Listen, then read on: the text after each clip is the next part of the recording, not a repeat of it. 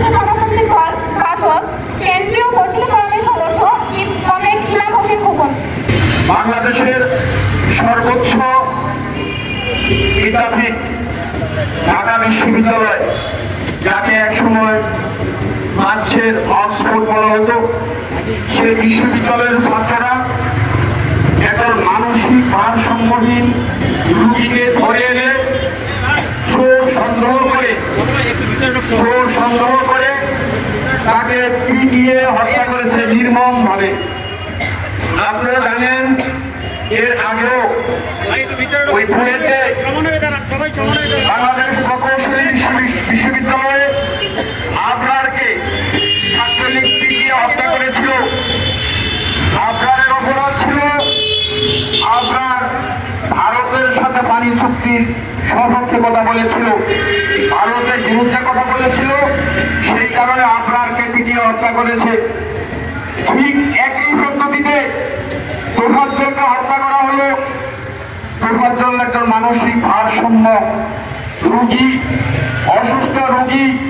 আপনারা ইতিমধ্যে শুনেছেন কয়েক বছর আগে তার বাবা মারা গিয়েছে, তারপর তার বোন মারা গিয়েছে, সর্বশেষ তার যে ভাই পুলিশে চাকরি করতো, পুলিশের এসআই, সে ভাইটিও কয়েকদিন আগে মারা গেছে। এতগুলি মৃত্যুর যন্ত্রণা সহ্য করতে না পেরে ওই তোফাজ্জল মানসিকভাবে ভারসাম্য হারিয়ে ফেলে সেই তোফাজ্জলকে পিটিয়ে অজ্ঞান করে তার শরীরে পানি ঢেলে তার জ্ঞান ফিরায়, তারপর তাকে খাওয়ায় আবার জিজ্ঞাসা করে খাবারটা কেমন হয়েছে।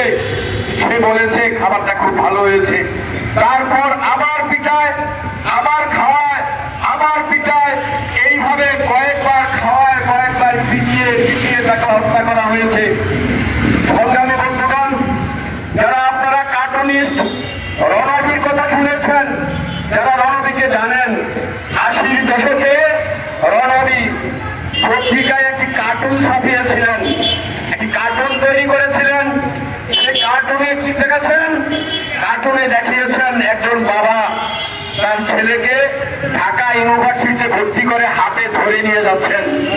5 বছর ঢাকা বিশ্ববিদ্যালয়ে লেখাপড়ার পর বাবা বাড়ি থেকে একটা রশি এনে একটা ছাগলের গলায় বেঁধে ছাগলটা ঢাকা বিশ্ববিদ্যালয় থেকে বাহির করিয়ে নিয়ে আসছেন।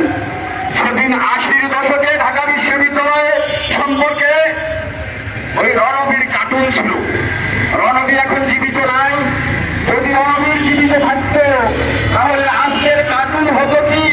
আজকের কার্টুন হতো ওই ঢাকা বিশ্ববিদ্যালয়ে বাবা তার ছাত্র সন্তানকে ভর্তি করে 5 বছর পরে ঢাকা বিশ্ববিদ্যালয় থেকে একটি হায়নাকে বাহির করে নিয়ে যাচ্ছেন। ঢাকা বিশ্ববিদ্যালয়ে লেখাপড়া করে একটি মানুষ হায়নাতে পরিণত হয়েছে। আজকে রণবীর থাকলে এই কার্টুনটি মানুষের সামনে আসতো। সংগ্রামী বন্ধুগণ, আপনাদেরকে ঢাকা বিশ্ববিদ্যালয়, জাহাঙ্গীর বিশ্ববিদ্যালয় সহ সারা দেশে ছাত্র সমাজকে কেউ বিচারক বানায় নাই। লড়াই করেছেন, আন্দোলন করেছেন, বৈষম্য বিরোধী আন্দোলন করে স্বৈরাচারের পতন ঘটিয়েছেন। স্বৈরাচারী শেখ হাসিনা দেশ ছেড়ে পালিয়েছে, কিন্তু আপনারা বিচারক নন। আপনারা বড়দের বাদী হতে পারেন, সাক্ষী হতে পারেন, বাদী হবেন, মামলা করবেন, সাক্ষী দেবেন, আদালত তার বিচার করবে। আপনারা বিচার করতে পারেন না। বিচারের দায়িত্ব কেউ ঢাকা বিশ্ববিদ্যালয়ের ছাত্রদেরকে দেয় নাই।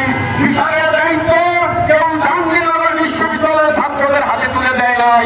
বিচারের দায়িত্ব বিচারালয় আছে।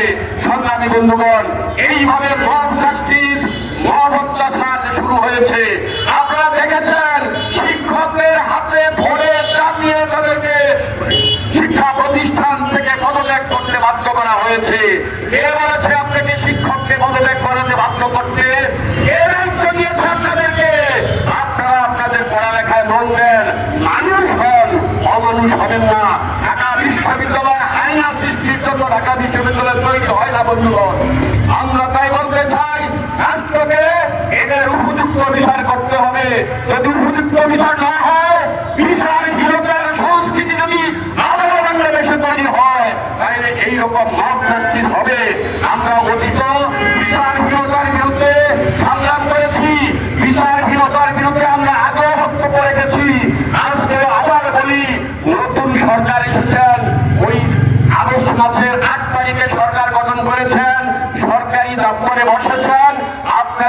ওই বিচারহীনতার সংস্কৃতি তৈরি করবেন না।